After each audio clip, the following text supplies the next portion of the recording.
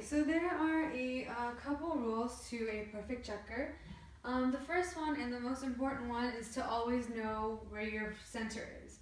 So if you are at home practicing, what I like to do is put a bindi on the mirror, which is actually something Ananta auntie taught me.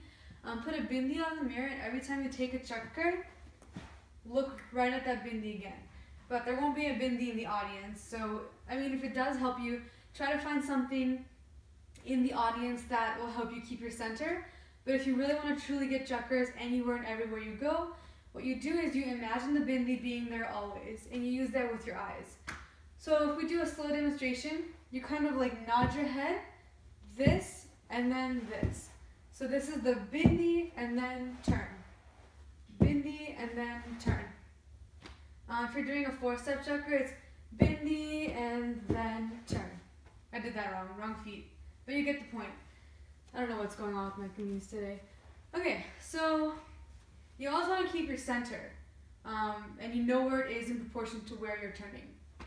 And then the biggest thing to help you go faster on the chakras and not lag is to think you're going faster than you actually are. Because most likely the problem is like your body is very sluggish and you're just not anticipating how fast it is.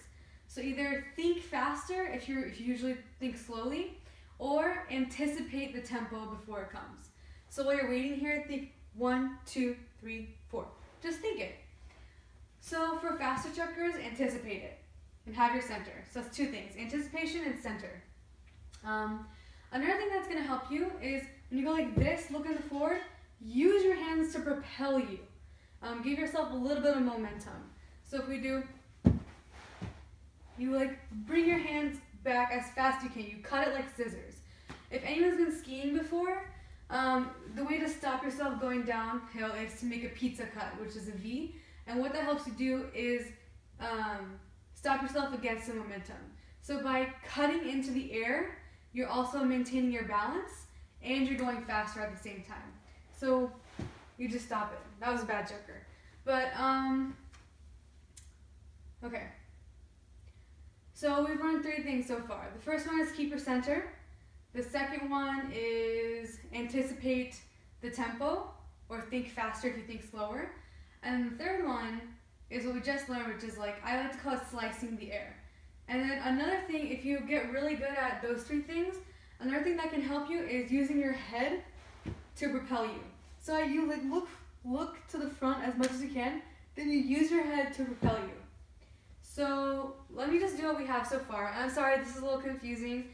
I forgot to do this video like 2 days ago, so I'm kind of like rushing it now. So hopefully this makes some sense. Okay, so what we have is we start off with 4 fast chakras. So it's going to be 1, 2, 3, 4. And I am making the steps really prominent because that's going to help you keep your balance. You don't want to like dig your leg into the ground, but you want to make it prominent, like I'm counting. And I'm kind of like shaking my head with it, right? So don't go crazy, don't look like an ostrich or a goose or whatever. But what you do need to do is count in your head. Or if you're not using numbers, use beats, like the random words I use during choreography. Use those if that helps you.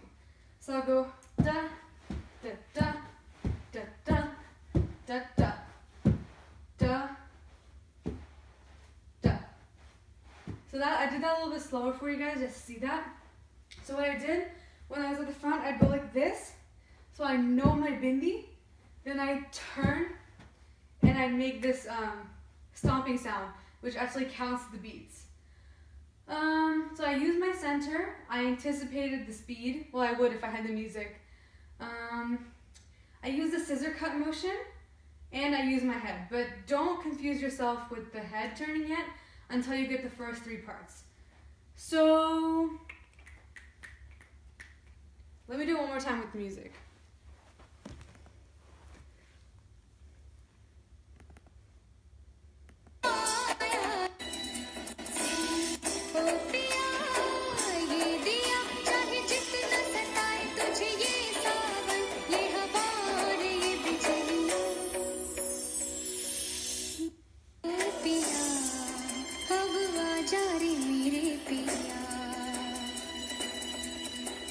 सिलसिला ये